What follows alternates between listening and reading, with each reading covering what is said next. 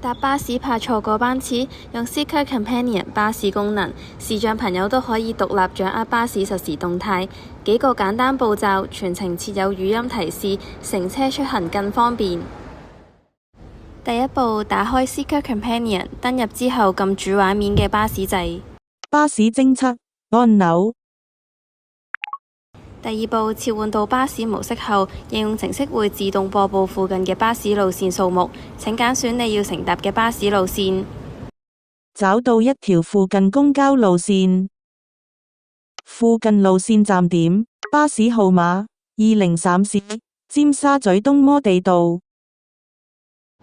第三步，選好巴士路線之後，程式會自動播報呢條路線嘅車站數目。請揀選你身處嘅巴士站。找到路線203C 的24個站點。香港生產力促進局 SS553。第四步，揀選所屬車站後，程式會實時播報巴士預計抵站時間。巴士將在7分鐘59秒內到達。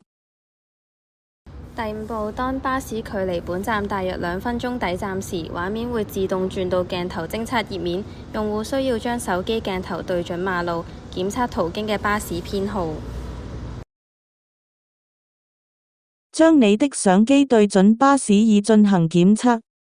第六步，當程式辨認到目標巴士編號，就會即時發出語音提示。已檢測到巴士號碼203線。第七步，檢測到你要乘搭嘅巴士之後，請撳找到我的巴士掣，停止巴士偵測。找到我的巴士按鈕。操作簡單易明，即刻開啟 Seeker Companion，體驗無障礙乘車服務啦！